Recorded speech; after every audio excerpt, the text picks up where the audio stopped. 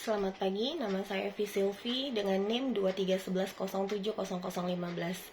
Hari ini saya akan mempresentasikan strategi pengembangan perusahaan atau ekspansi bisnis UMKM kerajinan tangan yang berbasis pita dan benang rajut, di mana hasil produknya berupa tas.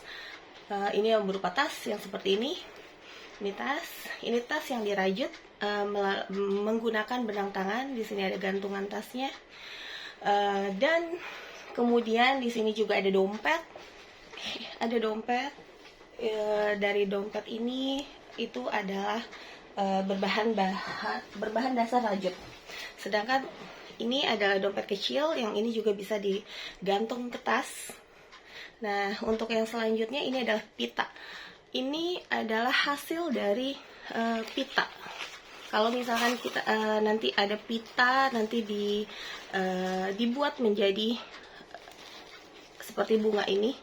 Ini adalah kayak gantungan bisa, buat misalkan jadi bucket bisa, dan ini aksesoris lainnya seperti kayak pita yang jepitan rambut. Kemudian di sini saya akan menjelaskan bahwa UMKM ini awalnya beroperasi di Bekasi. Di rumah saya di Bekasi hanya yang kecil-kecilan, tetapi karena ketika ada penjualan, ketika ada pameran, kita buka lapak di situ. Ternyata banyak yang sekarang itu lebih orang-orang yang lebih menyukai yang kreatif, yang kerajinan tangan ini, sehingga kita berpikiran mau mengembangkan perusahaan atau ekspansi ke di dalam maupun di luar negeri. Jadi sedangkan kalau untuk mengembangkan perusahaan atau ekspansi bisnis di dalam maupun luar negeri, itu saya rencananya akan membuka cabang di Bekasi, Jakarta, Bogor, Bandung, dan mau ekspansi ke luar negeri yaitu Malaysia. Untuk perencanaan itu meliputi rencana kerja. Kita juga harus menganalisis pakai strategi apa analisisnya, terus anggaran pengembangannya, dan serta evaluasi dan monitoring. Yang pertama, saya akan menjelaskan rencana kerja. Dalam ekspansi bisnis ini, beberapa langkah sistematis yang dirancang meliputi analisa pasar dan studi kelayakan.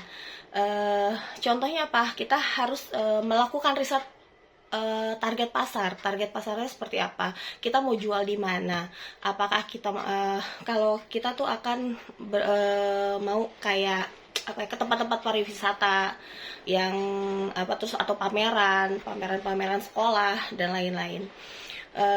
Terus di situ tren industrinya gimana. Sekarang kan tren industri itu lebih ke DIY ya, do it yourself, bahwa apapun itu bisa kita untuk kreatif kita bisa menjadi seperti ini gitu. Terus kita juga harus mengetahui kita harus menganalisa daya beli konsumennya seperti apa, terus regulasi setempatnya seperti apa. Yang kedua adalah strategi pemasaran.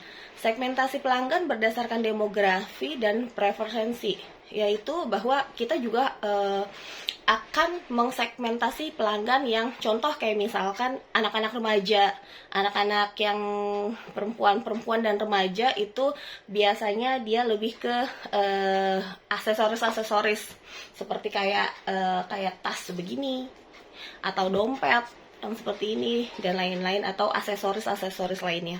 Sedangkan kalau misalkan ke ibu rumah tangga, segmentasinya itu kalau ibu rumah tangga dia akan lebih ke dekorasi rumah.